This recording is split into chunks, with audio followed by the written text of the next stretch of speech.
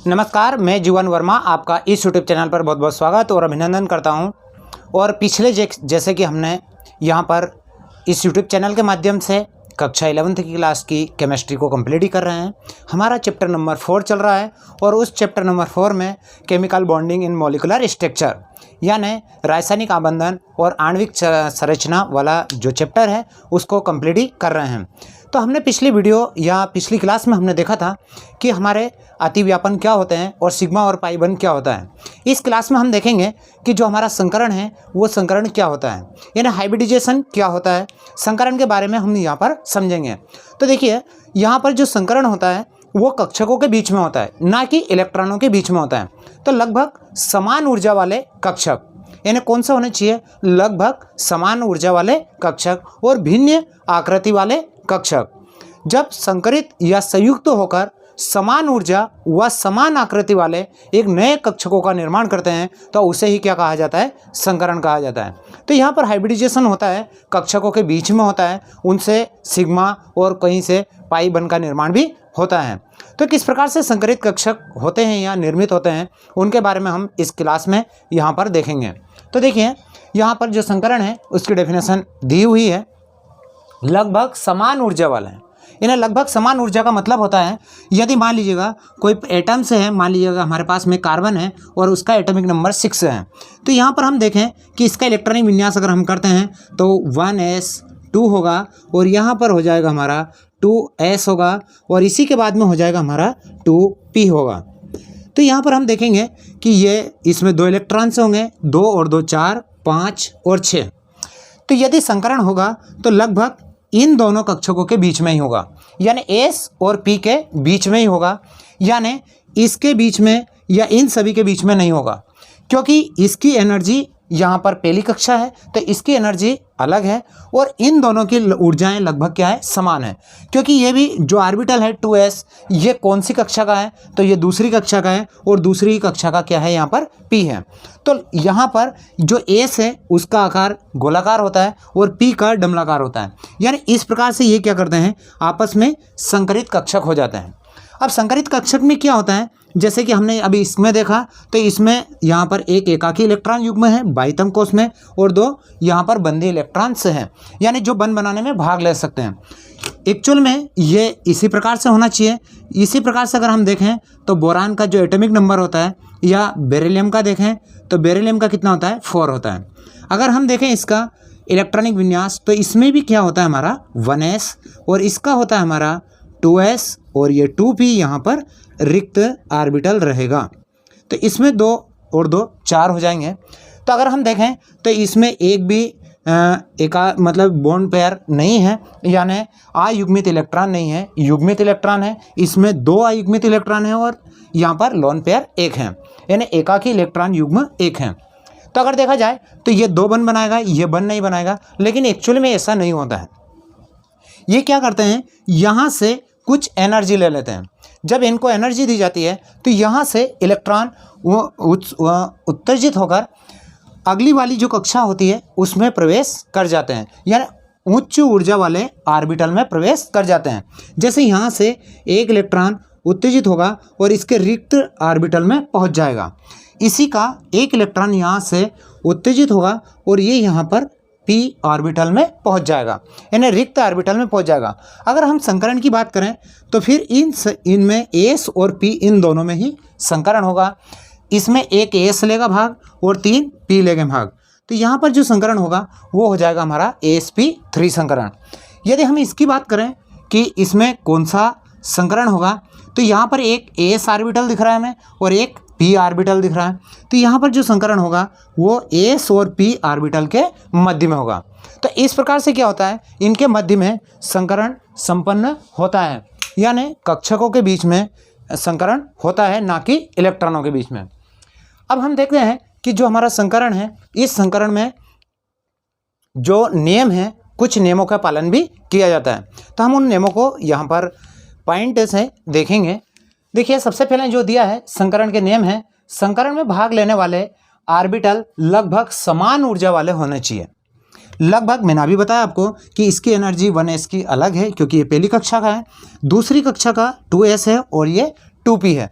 तो ये दोनों ही कक्षक क्या कर सकते हैं, यहाँ पर भाग ले सकते हैं। दूसरा नेम है जितने ऑर्बिटल इसमें भाग लेते हैं उतने ही नए कक्षकों का निर्माण होता है। यदि इसमें एक s ले रहा है और 3 p ले रहे हैं तो संकरित जो कक्षक होंगे वो कितने बनेंगे, हमारे 4 बनेंगे।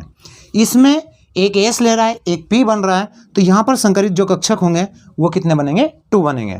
तो जितने संकरित कक्षक इसमें या जितने कक्षक इसमें भाग लेते हैं उतने ही नए कक्षकों का इसमें निर्माण होता है। दूसरा हम देखेंगे, तीसरा, इस क्रिया में ऑर्बिटल परस्पर मिश्रित होते हैं ना कि इलेक्ट्रॉन्स। हमने देखा कि इसमें कक्षक लेते हैं ना कि इलेक्ट्रॉन्स भाग लेते हैं, अतः इसमें अर्धपूर्ण यानी अर्धपूरित, पूर्ण व पूर्ण भरे हुए कक्ष और अर्ध भरे कक्षक भी भाग ले सकते हैं। अगर हम देखा जाए, यदि मान लीजिएगा कि मैं नाइट्रोजन का देखते हैं हम, तो नाइट्रोजन का जो एटॉमिक नंबर होता है वो होता है हमारा 7, और इसका इलेक्ट्रॉनिक विन्यास अगर हम करें तो पहली कक्षा में होगा हमारा 1s2 हो जाएगा। इसी के बाद में अगर हम देखें तो दूसरी कक्षा में 2s में 2 इलेक्ट्रॉन्स होंगे, और यहाँ पर अगर हम देखें तो इसमें जो इलेक्ट्रॉनों की संख्या हो जाएगी वो 3 हो जाएगी। तो यहाँ पर हम देखें इसके पास में एक लोन पेयर होता है दूसरी कक्षा में और 3 बॉन्ड पेयर होते हैं। तो अब यहाँ पर क्या हो जाएगा, अब यहाँ पर दिया है कि ये इसके पास में d ऑर्बिटल नहीं होता है। जब d ऑर्बिटल नहीं होगा तो ये जो कक्षक होंगे कौन से, s और p, तो यहाँ पर ये पूर्ण रूप से भरा है और ये अर्धपूर्ण रूप से भरे हुए हैं। जब भी क्या करेंगे, ये संकरण में भाग लेंगे। अगर हम देखें तो ये n मिलकर क्या बन जाता है, NH3 बन जाता है, और NH3 में जो हमारा संकरण होता है वो हो जाता है AsP3 संकरण। तो कहने का मतलब है कि इसमें ये अर्ध भरे और ये पूर्ण भरे हुए कक्षक भी भाग ले सकते हैं। अगला दिया है हमारा, संकरण के लिए इलेक्ट्रॉन उत्तेजन आवश्यक नहीं है। अगर हम बात करें तो मैंने इसमें क्या किया था, कार्बन में यहाँ से एक इलेक्ट्रॉन को उत्तेजित किया था और रिक्त कक्षक में प्रवेश कराया था, लेकिन इसमें ऐसा नहीं है। यहाँ पर d ऑर्बिटल रिक्त नहीं था, यहाँ से मैंने इलेक्ट्रॉन को उत्तेजित नहीं किया, फिर भी हमने इसमें संकरण बता दिया कि इसमें AsP3 संकरण होगा। यानी ये कोई आवश्यक नहीं है कि यहाँ पर इलेक्ट्रॉन को उत्तेजित हो या ना हो, तो इलेक्ट्रॉनों को उत्तेजन होना इस पर डिपेंड नहीं करता है। अगला हम देखें, संकरण रासायनिक वातावरण पर निर्भर करता है। जैसे यहाँ पर एथेन दिया है C2H6, ये एथीन है और ये एथाइन में AsP3, AsP2 व AsP संकरण होता है। अब ये किस प्रकार से होता है, चलिए मैं इधर बता देता हूँ। सबसे पहले अगर हम देखें एथेन, तो एथेन की जो संरचना होती है वो इस प्रकार से होती है। ये एथेन है, कार्बन कार्बन के बीच में सिंगल बॉन्ड होता है, तो यहाँ पर C2H6 हो जाएगा। अगर हम सिग्मा बंध की बात करें तो ये सिग्मा बंध कितने हो जाते हैं, 4। यानी इसका जो कार्बन होगा वो कितने सिग्मा बंध से घिरा होता है, तो वो घिरा होता है 4 से। तो इसमें जो संकरण हो जाता है वो हो जाता है हमारा AsP3 संकरण। यानी एथेन के जो अणु होता है उसमें संकरण यानी हाइब्रिडाइजेशन, वो संकरण होगा हमारा AsP3 संकरण। इसी के बाद में अगर हम देखें तो मुझे बताना है C2H4, यानी यहाँ से एक हाइड्रोजन को हम कम कर देंगे। जब हाइड्रोजन को कम करेंगे तो कार्बन में ये गुण होता है कि वो कार्बन कार्बन के बीच में यानी डबल बॉन्ड का निर्माण कर सकता है। जब ये डबल बॉन्ड का करेगा तो यहाँ पर पार्श्ववर्ती अतिव्यापन भी होगा और सम्मुख अतिव्यापन भी होगा कार्बन के p ऑर्बिटल में, ये रिक्त में होगा। तो यहाँ पर एक सिग्मा बंध बनेगा और एक पाई बनेगा। अगर हम इसकी संरचना में देखें तो यहाँ पर बंधों की संख्या कितनी हो जाती है, 3। जब एक कार्बन परमाणु के पास में 3 सिग्मा हो तो उसमें संकरण हो जाता है AsP2 संकरण। इसमें AsP2 संकरण होगा और AsP2 संकरण ये होगा हमारा एथेन के अंदर हो जाएगा। इसी के बाद में अगर हम देखें तो अगला है हमारा एथीन या एथाइन होगा, एल्काइन।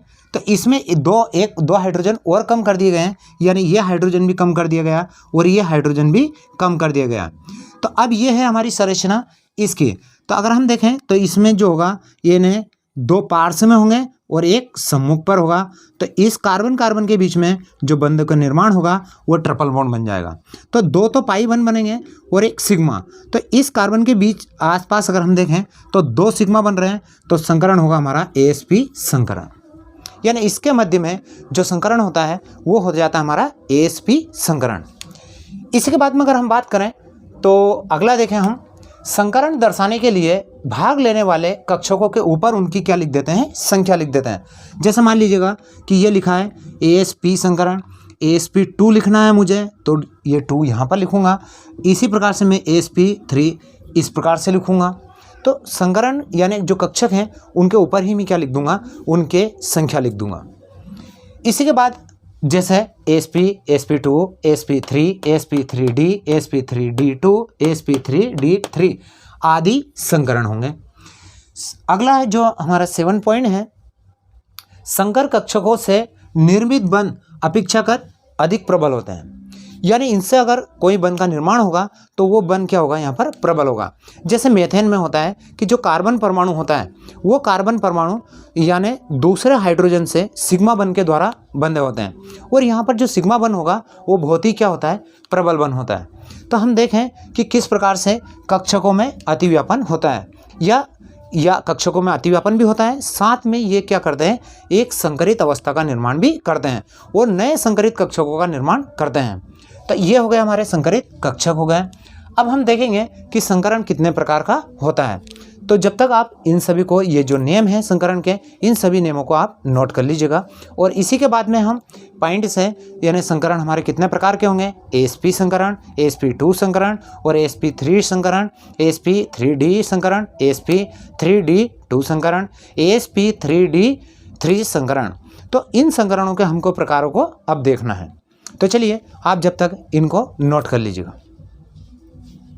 आप ये इस वीडियो को रोक कर इसके स्क्रीनशॉट ले लीजिएगा और इसको आसानी से आप नोट कर लीजिएगा।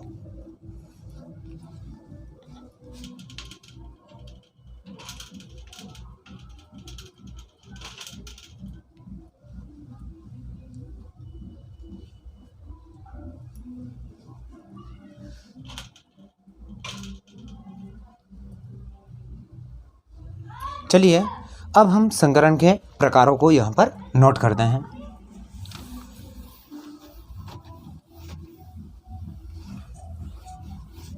सबसे पहले जो हम संकरण देखेंगे वो होगा हमारा संकरण AsP संकरण। तो AsP संकरण को हम यहाँ पर उदाहरण सहित समझेंगे, यानी AsP संकरण किसे कहते हैं। तो चलिए AsP संकरण को हम यहाँ पर नोट करेंगे। देखिए पहले जो प्रकार है हमारा वो रहेगा हमारा AsP संकरण, यानी AsP हाइब्रिडाइजेशन। सबसे पहले हम क्या करें, इसके डेफिनेशन लिख लेते हैं।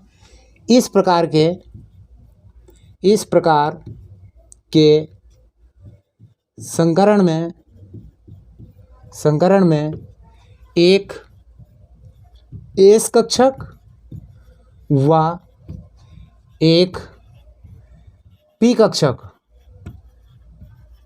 कक्षक संकरित होकर AsP संकरण का निर्माण करते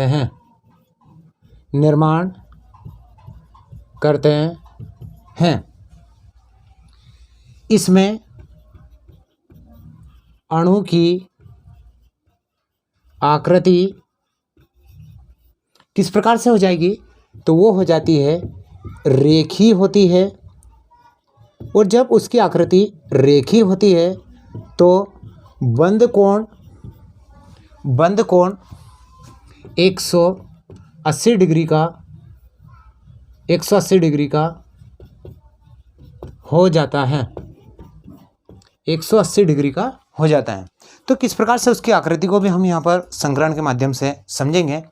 तो सबसे पहले जो उदाहरण है हमारा वो है उदाहरण BeCl2 यानी बेरिलियम क्लोराइड। अब बेरिलियम जो क्लोराइड है इसमें हम इसकी संरचना को देखेंगे और इसमें बंध कोण को देखेंगे और इसमें इसकी संकरित अवस्था को देखेंगे। तो किस प्रकार से होगा, इसका जो केंद्रीय परमाणु है वो है हमारा बेरिलियम। अब जब बेरिलियम है तो बेरिलियम का जो एटॉमिक नंबर होता है वो कितना होता है, 4 होता है। तो यहाँ पर हम देखेंगे इसका इलेक्ट्रॉनिक विन्यास यहाँ पर हो जाएगा सामान्य अवस्था में 1s1 होगा, और उसी के बाद हमारा होगा 2s होगा और उसी के बाद में हमारा हो जाएगा 2p, इस प्रकार से। तो यहाँ पर इस प्रकार से ये इलेक्ट्रॉन होंगे, लेकिन इसमें जो p ऑर्बिटल है वो किस अवस्था में रहेगा, रिक्त रहेगा, और ये हो जाएगी इसकी सामान्य अवस्था। तो ये होती है इसकी सामान्य अवस्था। इसी के बाद अगर हम देखें तो ये बेरिलियम है और यहाँ पर हो जाएगा हमारा 1s, ये होगा हमारा 2s और ये हो जाएगा हमारा 2p। अब हम यहाँ पर जो सेकेंड स्टेप करेंगे वो इसकी स्टेप करेंगे उत्तेजित अवस्था। तो ये करेंगे हम इसकी उत्तेजित अवस्था। उत्तेजित अवस्था में क्या होता है कि इसी के जो समान ऊर्जा वाले जो कक्षक हैं उन्हीं के इलेक्ट्रॉन्स उसी के समान ऊर्जा वाले ऑर्बिटल या कक्षक में प्रवेश कर जाते हैं, मूव करते हैं। तो यहाँ से एक इलेक्ट्रॉन उत्तेजित होकर यहाँ पर प्रवेश कर जाएगा। तो ये हो गई हमारी उत्तेजित अवस्था। अब हम देखेंगे जो तीसरी अवस्था रहेगी इसकी, यानी थर्ड स्टेट, वो रहेगी हमारी इसकी, तो वो होती है संकरित अवस्था। यानी यहाँ हो जाएगा 1s और यह हो जाएगा हमारा 2s और ये होगा हमारा 2p। तो यहाँ एक इलेक्ट्रॉन होगा और एक इलेक्ट्रॉन यहाँ पर होगा। अब जो भाग लेंगे तो यहाँ पर दो हमारे रिक्त कक्षक दिख रहे हैं, तो संकरण इन दोनों के बीच में होगा, यानी ये दोनों जुड़ेंगे, एक s होगा और एक p होगा। तो हम इस प्रकार से इसको डेज भी कर सकते हैं और ये हो जाएगी हमारी संकरित अवस्था। इसमें संकरण की बात करें तो इसमें जो संकरण होगा वो होगा हमारा AsP संकरण। तो इसके अंदर हो जाता है हमारा AsP संकरण। अब हम बात करते हैं बेरिलियम की, तो ये हो गया हमारा बेरिलियम क्लोराइड अणु। इसमें देखें तो यहाँ पर बेरिलियम में क्लोराइड में जो क्लोराइड यानी क्लोरीन जो होगा वो यहाँ पर एक एक इलेक्ट्रॉन से यहाँ पर बना लेगा। तो दो संकरित कक्षक हैं और दोनों ही जगह पर डेज कर एक एक इलेक्ट्रॉन्स किसके आ जाएंगे, तो वो आ जाएंगे हमारे क्लोरीन के, क्योंकि इसके जो बाह्यतम कक्ष होता है और उसमें जो p ऑर्बिटल होता है उसमें जो इलेक्ट्रॉन्स होते हैं वो 5 होते हैं और उसमें भी 5 में इस प्रकार से होता है। ये हो जाता है हमारा p में जो इलेक्ट्रॉन होंगे वो 5, 1, 2, 3, 4 और 5। तो ये जो रिक्त इलेक्ट्रॉन्स हैं ये यहाँ पर बंध बनाएगा। तो इस प्रकार से यहाँ पर BCl2 का निर्माण हो जाएगा। तो यहाँ हो जाएगा हमारा 1s। इसकी एनर्जी अलग है तो ये उस संकरण में भाग नहीं लेगा। अब हम देखें कि इसकी संरचना की, हमारे पास में दो ऑर्बिटल ऐसे हैं जो संकरित कक्षक हैं। तो हम संकरित कक्षकों को इस प्रकार से बना देंगे, यानी ये होगा हमारा एक संकरित कक्षक और ये होगा हमारा दूसरा संकरित कक्षक। तो इस प्रकार से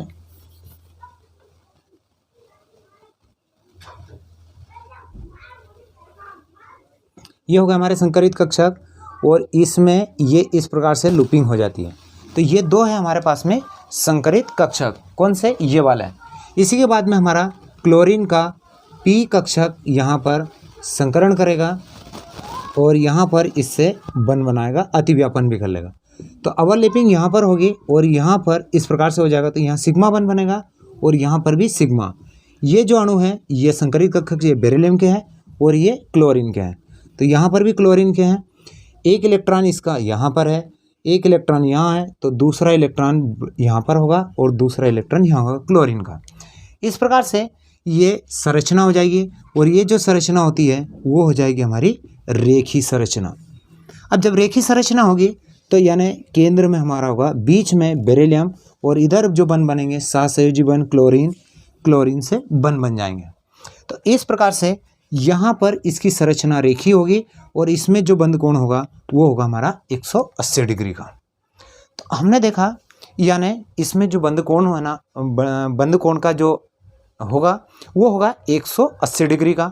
इसकी जो आकृति होगी वो हो जाएगी यहाँ पर रेखीय हो जाती है, क्योंकि संकरित कक्षक इस प्रकार से होंगे और अक्ष पे ही क्या हो जाएंगे, तो जो ये p ऑर्बिटल है वो सम्मुख यानी अक्ष पर अतिव्यापन करेगा। पिछली जो क्लासें थी उनमें आपको बता चुका था कि जो हमारा अतिव्यापन कैसे होता है, अक्ष पर कहाँ होता है, समाक्ष पर कहाँ होता है, और सिग्मा बंध का निर्माण किस प्रकार से होगा।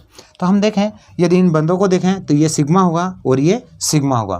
तो यहाँ पर जो संकरण होगा वो होगा हमारा AsP संकरण, और ये है हमारा बेरिलियम क्लोराइड। तो यहाँ पर हमने देखा AsP संकरण को उदाहरण सहित संकरण के नेम देखें और AsP संकरण को देखा। अब जो हम इसके बाद में हम देखेंगे AsP2 संकरण और AsP3 संकरण को, उसको अगली क्लास में देखेंगे। और अगर तो इनको आप यहाँ पर नोट कर लेंगे। और इसी के साथ जय हिंद, जय भारत।